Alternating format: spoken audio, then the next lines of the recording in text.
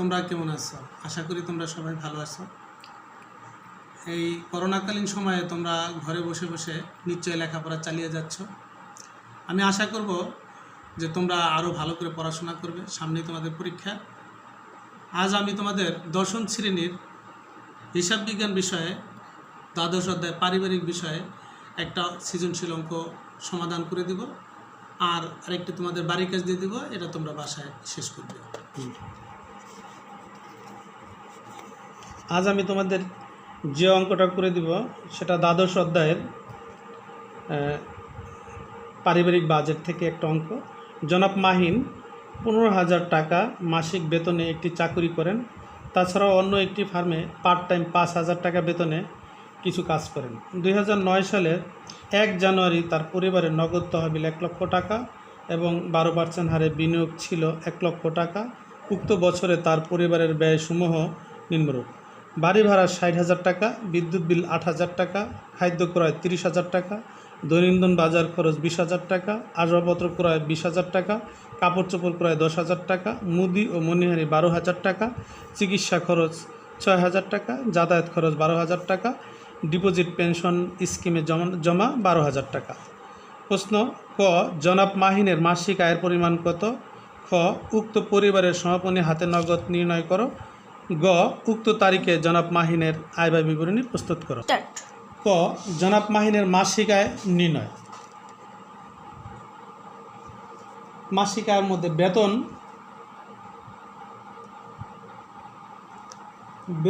15,000 টাকা,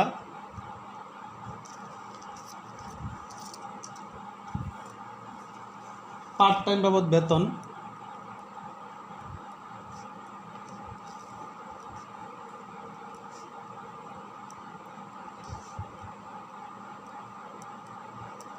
বেতন 5,000 টাকা, বিনিয়োগের সুদ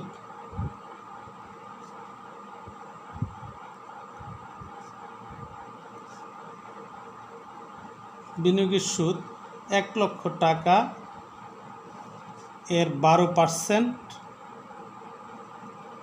কিন্তু 1 মাস যেহেতু, সে কারণে 12/1, 12 মাস, 12 মাসে 1 বছর, এর 1 মাসের বেতন, সেজন্য 12/1 হবে 1,000 টাকা। আমাদের মোট আয় 15,000, 5, 20,000, 20,000 আর 1,000, 21,000 টাকা। আমাদের মোট আয় দাঁড়ালো 21,000 টাকা। জনাব, এবার আমরা খ, প্রশ্ন: উক্ত পরিবারে সমাপনী হাতে নগদ নির্ণয় করো। সমাপনী হাতে নগদ নির্ণয় করতে হলে আমাদের জনাব মাহিনের প্রাপ্তি প্রদান হিসাব নির্ণয় করতে হবে। আমরা জানি প্রাপ্তি প্রদান হিসাব নির্ণয় করলে এখান থেকে সমাপনী হাতে নগদ পাওয়া যায়। তাই আমরা সমাপনী হাতে নগদ নির্ণয় করার জন্য প্রাপ্তি প্রদান হিসাব করব। প্রাপ্তি প্রদান হিসাবে 2টা দিক থাকে, একটা প্রাপ্তিসমূহ বাম দিকে, ডান দিকে থাকবে প্রদানসমূহ। তাহলে অঙ্কের মধ্যে আমরা যেগুলি পাওয়া গেছে অর্থাৎ প্রাপ্তিসমূহ আমরা ডান দিকে লিখব প্রাপ্তির ঘরে, আর যেগুলি প্রদান করা হয়েছে সেগুলি প্রদানসমূহের ঘরে লিখব। তাহলে প্রাপ্তিসমূহ ছিল নগদ তহবিল, নগদ, আমার হাতে নগদ, এটা প্রাপ্তির মধ্যে যাবে। হাতে নগদ তহবিল ছিল 1 লক্ষ টাকা।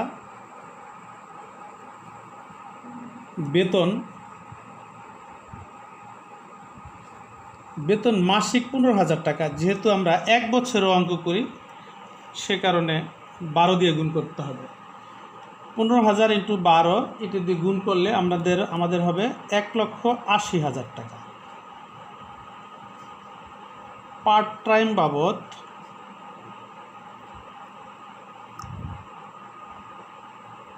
পার্ট টাইম বেতন 5,000 টাকা।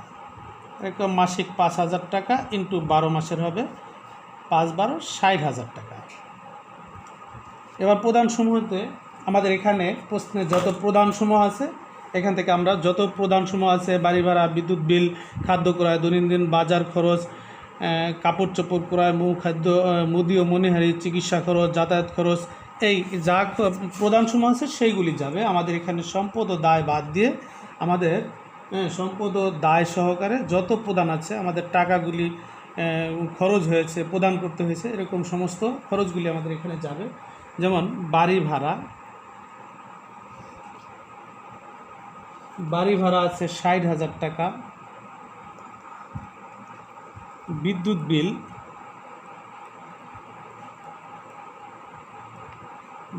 বিল 8,000 টাকা। খাদ্য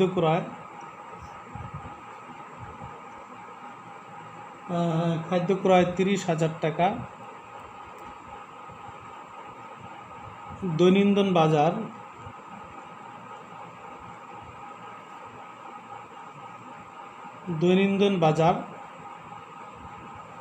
20,000 টাকা।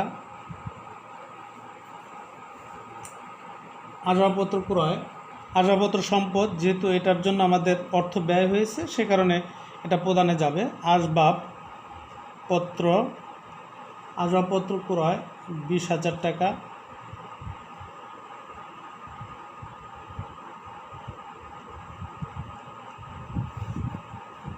কাপড় চোপড় ক্রয় 10,000 টাকা।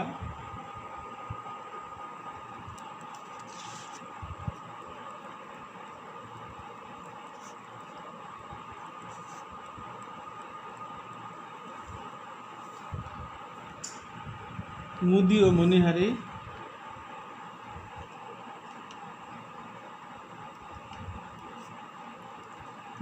ও মণিহারি 12,000 টাকা।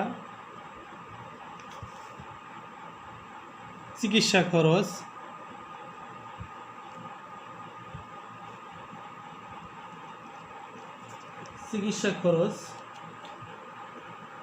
6,000 টাকা। যাতায়াত খরচ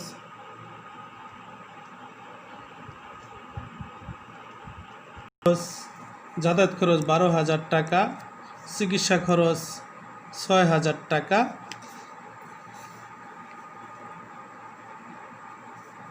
পেনশন স্কিম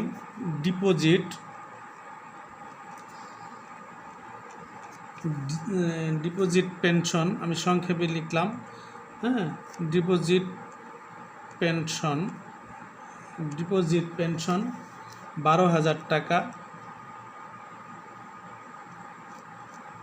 12,000 টাকা। আমি এখন দুই দিকটা যোগ করব। এখন নগদ উদ্ধৃত তৈরি করার জন্য আমাদের প্রথমে বাম দিকে এই প্রাপ্তসমূহ যোগ করতে হবে। প্রাপ্তসমূহ যোগ করে 1 লক্ষ টাকা আমি ক্যালকুলেটরে করছি, হ্যাঁ। এদিকে 1 লক্ষ টাকা যোগ 1,80,000 টাকা যোগ 60,000 টাকা, আমাদের টোটাল আসলো 3,40,000 টাকা। আমি এখানে লিখলাম 3,40,000 টাকা। 3,40,000 টাকা আমি বাম পাশে লিখব 3,40,000 টাকা, ডবল দাগ দিয়ে দিলাম, সমাপনী চিহ্ন। এবার আমি 3,40,000 টাকা থেকে এই টাকাগুলি বিয়োগ করব। 3,40,000 বিয়োগ 60,000 বিয়োগ 8,000 বিয়োগ 30,000 বিয়োগ 20,000 বিয়োগ 20,000 বিয়োগ 10,000 বিয়োগ 12,000 বিয়োগ, এখানে একটা শূন্য বেশি হয়েছে, 12,000 বিয়োগ 6,000 বিয়োগ 12,000 বিয়োগ 12,000 বিয়োগ করা হলো 1,50,000। এখানে আমাদের বিয়োগ ফলটা দাঁড়ালো 1,50,000। এখন আমরা এই যে যোগ করলাম প্রাপ্তিসমূহ, নগদ তহবিল 1 লক্ষ টাকা, বেতন 1,80,000 টাকা, পার্ট টাইমের বেতন 60,000 টাকা, যোগ করে পেলাম 3,40,000 টাকা। এই 3,40,000 টাকা থেকে আমরা প্রদানসমূহ বিয়োগ করে পাইলাম 1,50,000 টাকা। এটাই হলো নগদ উদ্ধৃত। এটাকে বলা হয় নগদ উদ্ধৃত বা এই যে আমাদের, হ্যাঁ, এই যে সমাপনী হাতে নগদ, এটাকে নগদ উদ্ধৃত বা সমাপনী হাতে নগদ অথবা হাতে নগদ, আমরা দুইটাই লিখতে পারি, হাতে নগদ, হ্যাঁ, হাতে নগদ সমাপনী। গ নম্বরে উক্ত তারিখে জনাব মাহিনের আয় ব্যয় বিবরণী প্রস্তুত করো। আমি এখানে ছকটা করে সময় বাঁচানোর জন্য আমি ছক করে আগে রেখেছিলাম। জনাব মাহিনের আয় ব্যয় বিবরণী এখানে লেখা যেতে পারে 2019 সালের 31শে ডিসেম্বর সমাপ্ত বছরের জন্য, তোমরা এটা লিখে নেবা, আমি লিখলাম না। আয় ব্যয় বিবরণী। আয় ব্যয় বিবরণীতে প্রথমে আমাদের লিখতে হবে আয় সমূহ। প্রথমে আমাদের যাবে আয় সমূহ। আয় সমূহ। আয় সমূহতে বেতন। বেতন 1,80,000 টাকা পার্ট টাইম।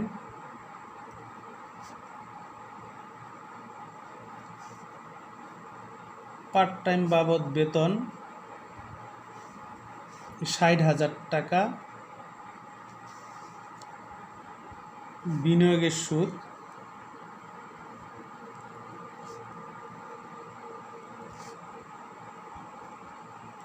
বিনিয়োগের সুদ 12,000 টাকা।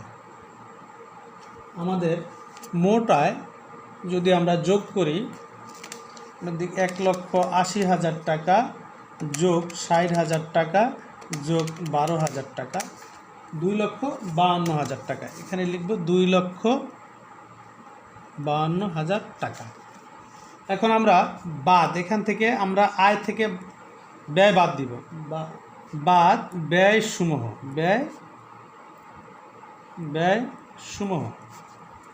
ব্যয় সমূহতে যাবে আমাদের প্রশ্নে এই যে এখান থেকে আমাদের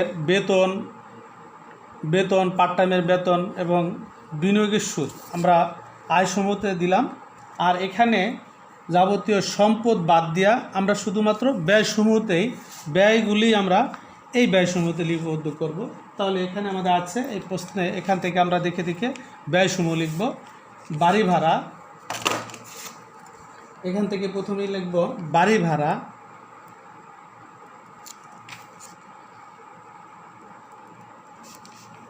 বাড়ি ভাড়া 60,000 টাকা। বিদ্যুৎ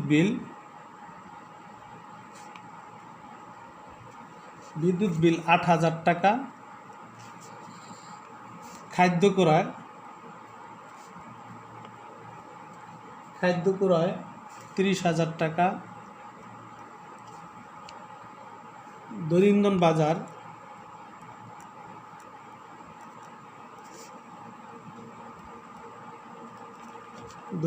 বাজার 20,000 টাকা। কাপড় চোপড়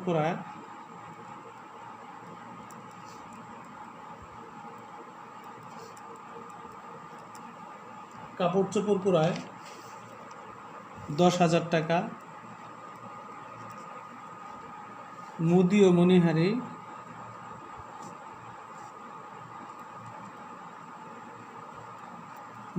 মণিহারি 12,000 টাকা। চিকিৎসা খরচ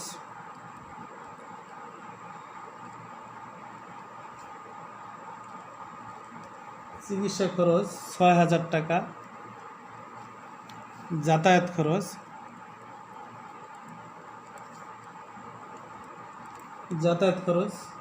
12,000 টাকা। আমাদের যাবতীয় ব্যয়গুলি আমরা এখানে লিপিবদ্ধ করলাম। ব্যয়গুলি যোগ করে 60,000 টাকা যোগ 8,000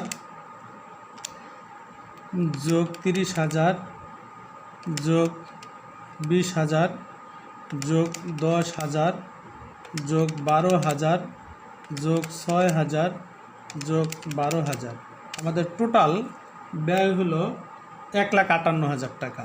1,58,000 যেহেতু ব্যয়, সেই কারণে আমরা একটা ব্র্যাকেট দিয়ে দিলাম। এখন আয় থেকে আমরা ব্যয় বিয়োগ করব। আয় ছিল 2,52,000 বিয়োগ 1,58,000, এটা আমরা বিয়োগ করব। বিয়োগটা আমরা পাইলাম 94,000 টাকা পাইলাম। এই 94,000 টাকা আমাদের আয়ের উদ্ধৃত। এই 94,000 টাকা আমাদের আয়ের উদ্ধৃত। এখানে লিখব আয়ের উদ্ধৃত।